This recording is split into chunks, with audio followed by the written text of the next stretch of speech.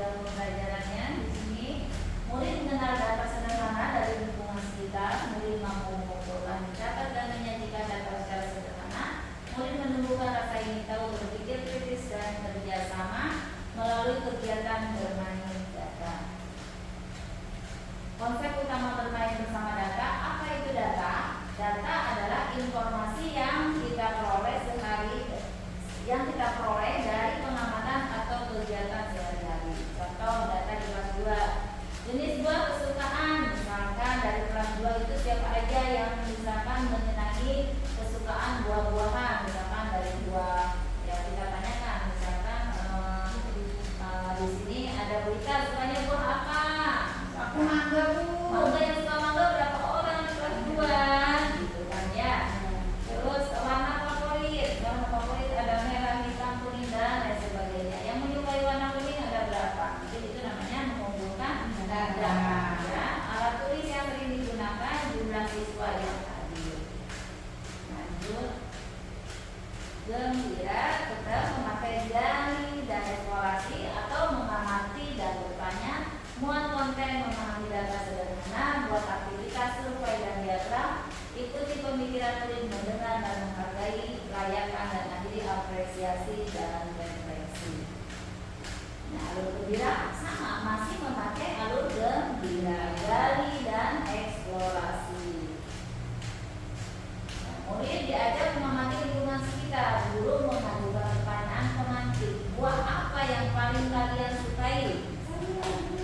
Oh, bunur jeruk, kita misalnya di sekolah, di kelas itu begitu.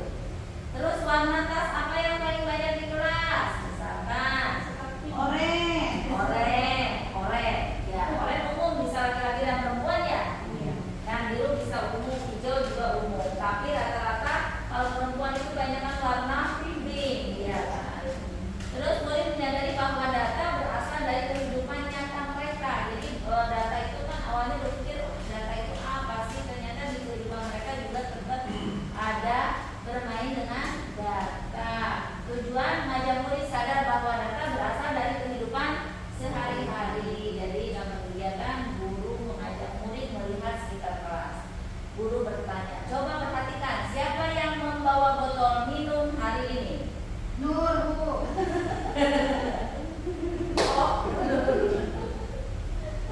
Nur sama Hasman yang membawa, misalkan begitu ya. Berarti ada dua, ya kan? Terus sepatu siapa yang berwarna hitam putih?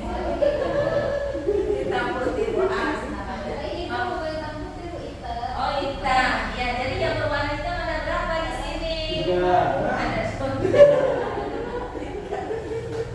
Ada 3. Murid mengangkat tangan sesuai pertanyaan guru. Guru mencatat secara kasar di papan tulis. Kita catat misalkan yang berwarna hitam sepatunya siapa, kita tulis misalkan 7 orang. Terus tasnya yang berwarna pink berapa, kita tulis gitu. Itu namanya data. Lanjut. Murid menyadari bahwa hal sederhana di sekitar mereka bisa menjadi data. Muat konten. Guru memperkenalkan konsep mengumpulkan data, mengelompokkan data. Misalkan yang kuning-kuning, yang sepatu, yang tasnya pink-pink. Ini berapa orang, siapa saja? Berapa? Misalkan 5. Yang tasnya hitam berapa? Yang sepatunya ini. Itu mengelompokkan data, mengumpulkan data, terus dikelompokkan data, menghitung jumlah. Disampaikan dengan bahasa sederhana dan contoh konkret. Murid memahami bahwa data membantu kita mengetahui dan membandingkan sesuatu. Tujuan memahami konsep dasar data dengan bahasa sederhana. Contoh, guru menjelaskan jawaban kalian tadi disebut data. Kita bisa mengumpulkan dan menghitung data supaya tahu mana yang paling banyak.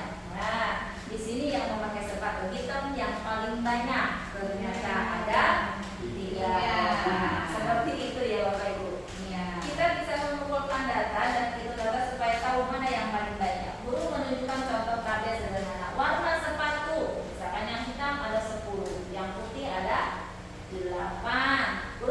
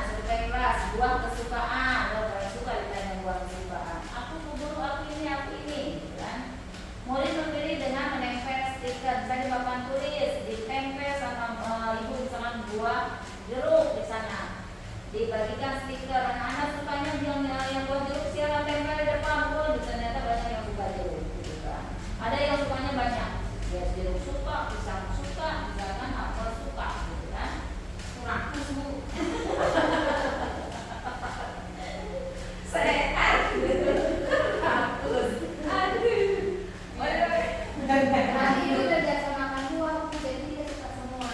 Iya, bagus berarti itu kan menggambar simbolnya Pak.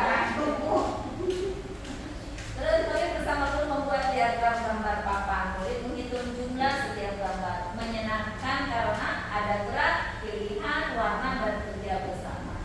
Itu anak senang kalau suruh ke depan maju nyari gitu, anak tuh senang.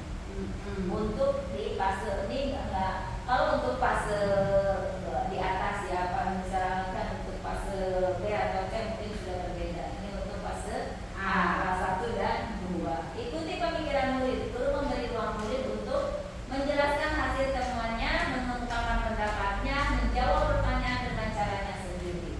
Guru menghargai proses berpikir murid, bukan hanya jawaban benar. Tujuan menghargai cara berpikir murid. Contoh kegiatan, guru bertanya, buah apa yang paling banyak dipilih? Misal, contohnya buah apa kalau di anak-anak tuh Bu? Jeruk. Jeruk. Yang mereka sering dengar jeruk. Kamu kiwi ya, kiwi jarang ya. Nah, apalagi Kiwi mahal kata mama saya, Bu. apalagi kiwi itu jarang ya Bu ya. Pasti anak-anak tahunya jeruk. Apalagi sekarang itu kalau ML itu apa Bu? Ya, itu tapi pada ayam tuh pada masuk ke dalam. Ada jeruknya asam ya. Ya. Berarti tergantung jeruknya, Bu. Iya betul, tergantung jeruknya. Stroberi juga mungkin nggak begitu ya, Ya. karena asam juga seperti itu. Tapi kok juga bisa. Oh, jadi buah apa yang paling banyak dipilih kan? Katanya kata berita jeruk ya, tapi kata bosnya jeruknya asam. Jadi ya tergantung. Jeruk kayak MBG ya, Bu ya. Iya benar. Mengapa pisang paling banyak tuh? Ada yang suka, hampir semua anak suka pisang. Karena dari kecil biasanya ibunya memperkenalkan pisang, ya kan? Iya, Bu. Yang utama awal anak-anak itu dikenalkannya buat itu pisang. Murid menjawab dengan bahasanya sendiri. Guru tidak langsung memunculkan tetapi menanggapi. Oh, menurutmu begitu. Menarik ya. Guru menegaskan kembali jawaban murid dengan kalimat yang lebih terstruktur. Terus nilai murid terasa didengar dan dihargai sehingga percaya diri. Nah, rayakan dan akhiri atau apresiasi. Jadi setiap pembelajaran itu kita selalu gembira. Dan isinya banyak ya isinya. Jadi dari gembira itu dari orasi digali apa yang mereka pikirkan, muat konten apa yang mereka sampaikan. Terus buat aktivitas, buat kegiatan itu di pemikiran murid silakan menjelaskan di depan. Sekarang rayakan dan akhiri atau apresiasi.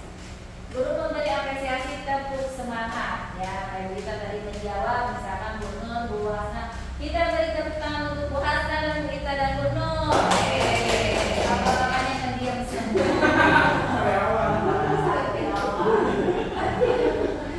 Guru memberi apresiasi tepuk semangat. Pujian verbal, wah Bu Ita keren, Bu Hasna cakep gitu kan?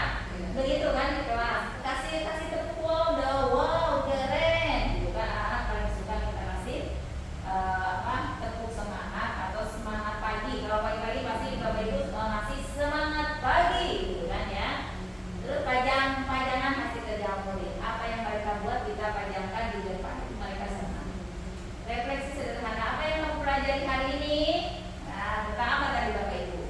Bermain dengan data. Bagian mana yang paling kamu suka? Bagian warna atau buah? Aku suka buah. Pembelajaran ditutup dengan suasana positif dan menyenangkan. Tujuan untuk pembelajaran dengan perasaan senang dan bermakna. Contoh, kegiatan guru memberikan apresiasi tepuk data hebat. Pujian, hari ini kalian hebat mengumpulkan data. Refleksi singkat. Apa yang kamu pelajari hari ini? Bagian mana yang paling kamu suka? Hasil terjadi pajang di dinding kelas. Guru menutup dengan pesan ternyata matematika itu dekat dengan kehidupan kita. Betul tidak Bapak Ibu? Sehari-hari aja ya. Dari pagi sampai sore kita bermain data, bermain ya angka, ya kan? Setiap hari. Pak siapa Pak Nur, Pak Baik sama semuanya tiap hari bermain angka mereka. Nilai yang dikembangkan berkesadaran, murid peka terhadap lingkungan sekitar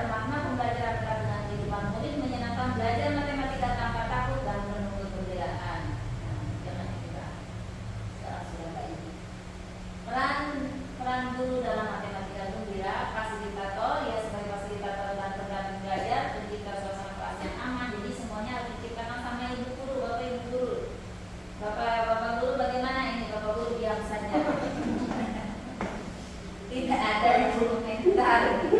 Pak Guru muridnya nggak mampu. Mungkin sudah tidak ada yang bertanya ya. Ya, sibukkan nih matematika gembira membuat murid aktif, senang belajar, paham konsep secara alami, mengukur bukan sekedar angka tetapi pengalaman belajar yang bermakna. Ya, betul ya.